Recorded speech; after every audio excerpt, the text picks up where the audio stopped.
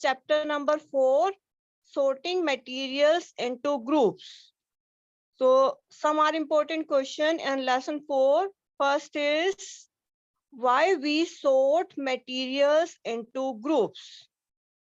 Why we sort materials into groups. We sort materials into groups for convenience. To make our work easier, we sort materials into groups. And next question is, you have to find objects that are round in shape. You have to find objects that are round in shape. First is rubber ball, and next is football, and next is glass marble. So these are round in shape.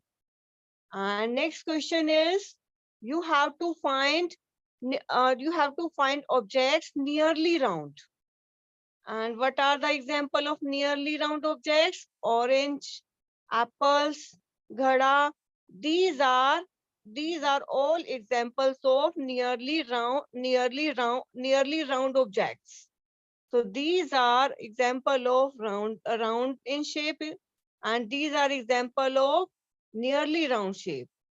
And there are so many objects, and you have to find the objects made up of plastic. And what are the objects made up of plastic? First is buckets, lunch box, toys, water containers, pipes. These are all objects made up of plastic. So next is, you have to find objects and the material for which they are made up of. For example, plate. What are the materials made from the plate? Plate is made up of steel. Plate is made up of glass. Plate is made up of plastic. And what are the materials used to make a pen? Plastic or metal. Pen is made up of plastic or metal. So you have to find the objects and the material from which they are made up of. And these are the table: wood, paper, leather, plastic, cotton, and you have to find the objects made up of these materials. For example, wood. What are the objects made up of wood? Chair is made up of wood. Table is made up of wood. And bullock cart is made up of wood. And what are the materials made up of the paper? Books, notebooks, newspaper, toys, calendars. So these are all materials made up of from the paper. So what are the materials made up of the leather? And these are shoes. Shoes are also made up of the leather. And what are the materials made up of the plastic? Plastic containers are made up of plastic. So what are the materials made up of cotton? Clothes are made up of cotton. So these are the materials and these are the objects made up of these materials. Next topic is, what are properties of material? So there are different properties of material. First is appearance.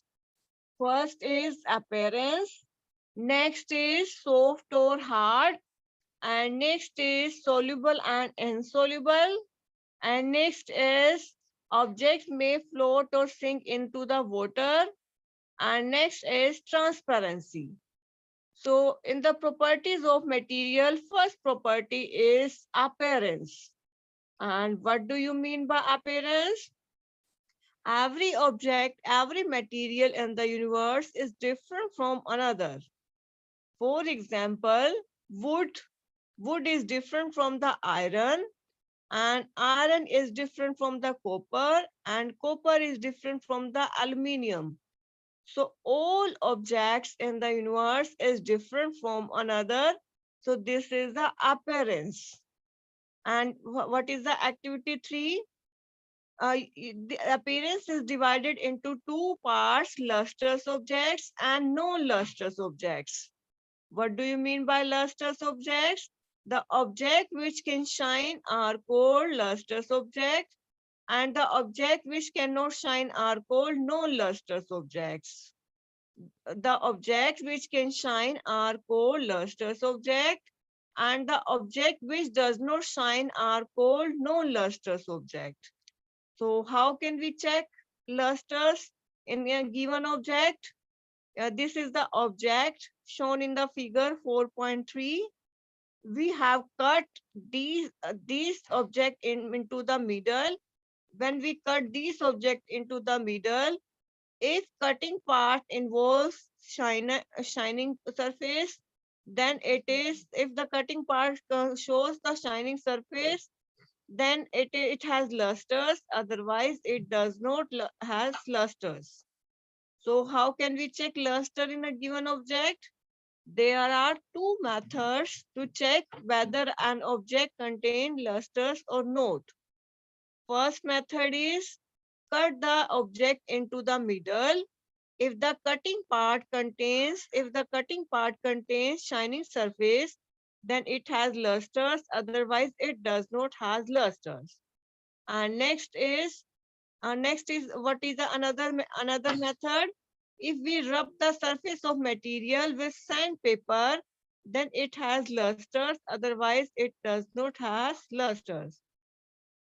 What is the second method? If we rub the surface of material with the sandpaper, then if it shows shining surface, then it has lusters, otherwise it does not have lusters. So the appearance is divided into two parts. First is lustrous objects and second is non-lustrous object. What do you mean by lustrous object? Object which can shine are called lustrous object, and the object which does not shine are called non-lustrous object.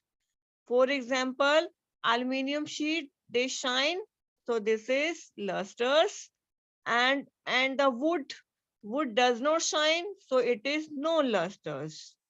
And how can we check shine or lusters in a material? There are two methods to check. First is cut the material into the middle, and if the cutting part contains lusters, then it has if cutting part contains shine, then it has lusters, otherwise it does not have lusters. And what is another method? If we rub the surface of material with the sandpaper, then after rubbing it, if it contains shine, then it is lusters, otherwise it does not contain lusters. So this is the first property of material. This is the first property of material. And what is the second property of material? Hardness. This is the second property of material, hardness. And what do you mean by hardness? On the basis of hardness, these are divided into two parts. First is soft materials and second is hard materials. What do you mean by soft materials? Materials which can be compressed easily are called soft material, and the material which cannot be compressed easily are called hard materials. So these are the what some objects are soft material and some objects are hard material. What do you mean by soft material? Material which can be compressed easily are called soft material, and the material which are difficult to compress are called hard material. And what are the example of soft material and what are the example of hard material? And cotton is a soft material and iron is a hard material. Cotton is a soft material and iron is a hard material. So these are divided into two parts, soft and hard. In appearance, material can have different properties like lusters, hardness, be rough or smooth. Can you think of other properties that describe the appearance of metal? So this is a property of metal, and next property is soluble or insoluble. So this is the third property of material. What is the first property? Appearance. Next is hardness. And next is soluble or insoluble. And what do you mean by soluble? And what do you mean by insoluble? And we will do this experiment for checking whether an object is soluble or whether an object is insoluble. And what do you mean by soluble? Objects which completely mix in the water are called soluble substance, and the objects which does not mix with the water are called non-soluble substance. And what are the example of soluble substance? And what are the example of non-soluble substance? For in the case of salt, it completely dissolve into the water, then it is soluble substance.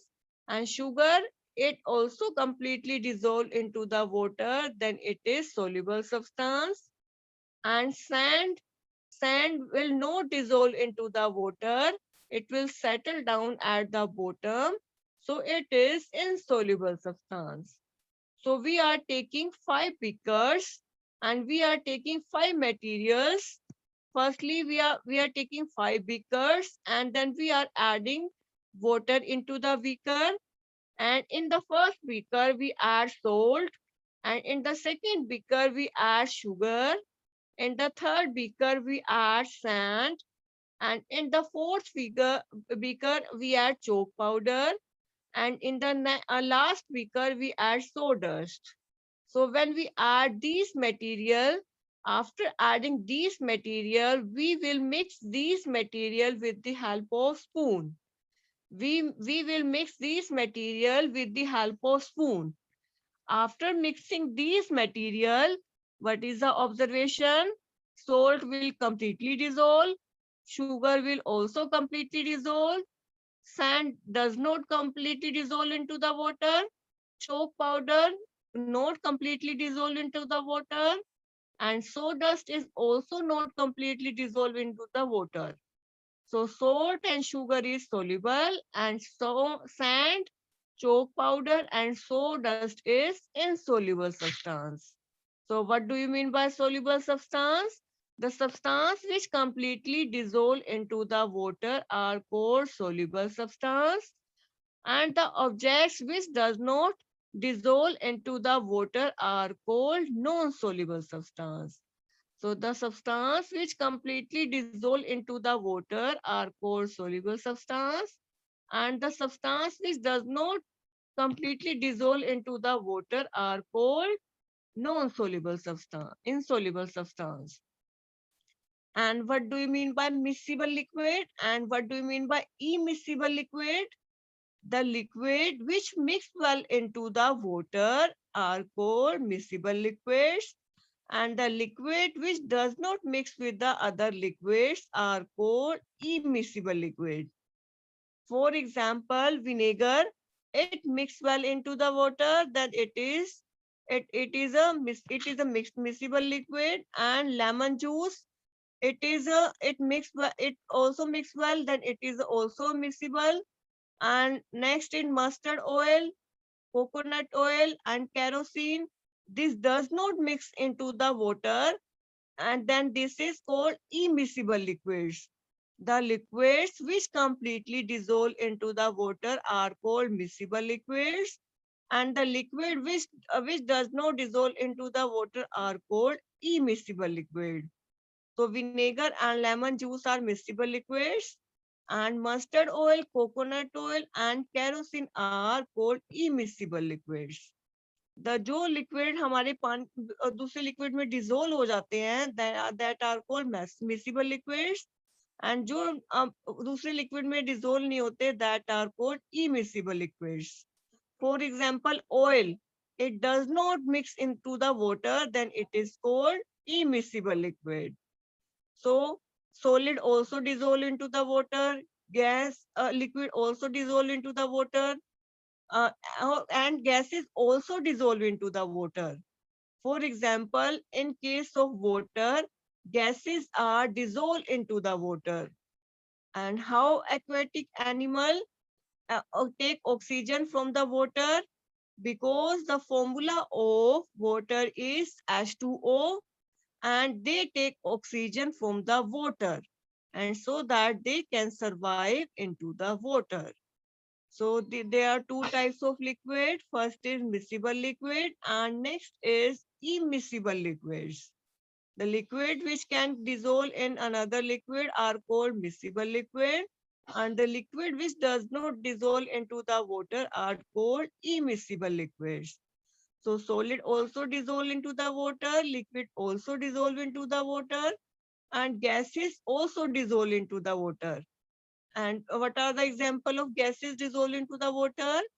In case of cold drinks, then some gases are dissolved into the water. So this is the example of gases dissolved into the water. So next property is object may float or sink into the water.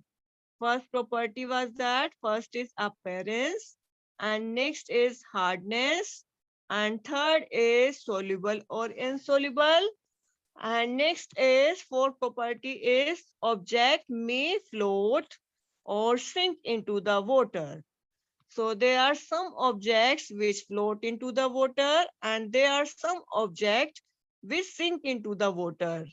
The objects which are lighter will float into the water and the objects which are heavier will sink into the water. So there are some objects which are lighter are floating in water and which are heavier, they are sinking into the water. So this is the property of the material. And next property is transparency. So there are three types of objects. First is transparent, and next is translucent, and next is opaque. In the figure 4.71, a boy is seeing through the paper and no object can be seen. So this is called opaque objects. And in the second figure, when he is seeing through the paper, then some objects can be seen and some objects cannot be seen. So this is called translucent object. And in the third figure, a boy is saying through the sheet and all objects can be seen, then this is called transparent object. So there are three types of object: transparent, translucent, and opaque object. And what do you mean by transparent objects? Objects through which light can pass completely are called transparent object. And what do you mean by opaque objects? Objects through which light cannot pass completely are called opaque object. And what do you mean by what do you mean by translucent object? The objects through which light can pass but not completely. And objects through which light can pass not light can pass but not completely are called translucent objects. And what are the example of transparent, and what are the example of translucent, and what are the example of opaque objects? And what are the example of transparent objects? Glass. In the glass we can see all things, then this is called transparent. And what is the example of opaque? In the wood we cannot see another things, so this is opaque object.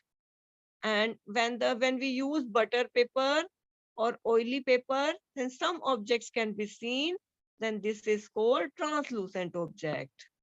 Next is why we use the figure 4.8 shows the transparent bottles in a shop.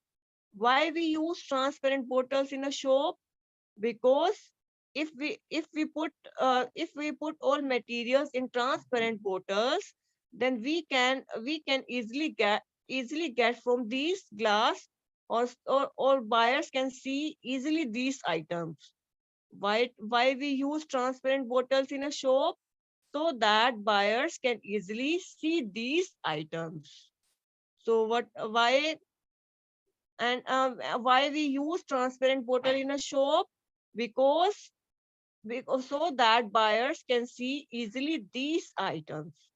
So this is the reason why we use transparent bottles in a shop.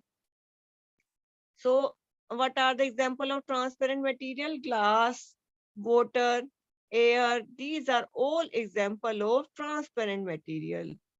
And what are the example of opaque materials?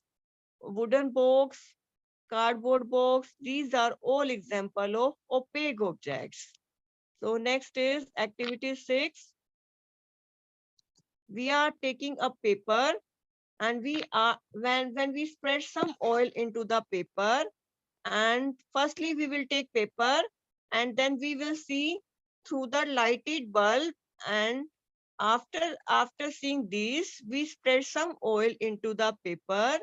After spreading some oil into the paper, then some objects can be seen and some objects cannot be seen. So these type of material are called translucent objects. So these type of material are called translucent objects.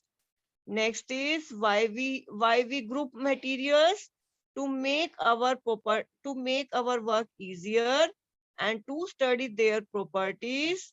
So we group materials. And what is the example of in everyday life we group materials?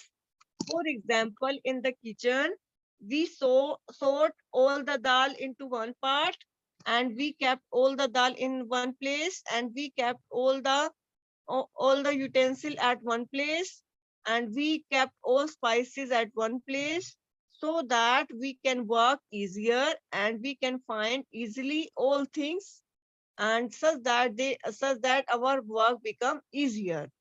So this is the example of everyday life.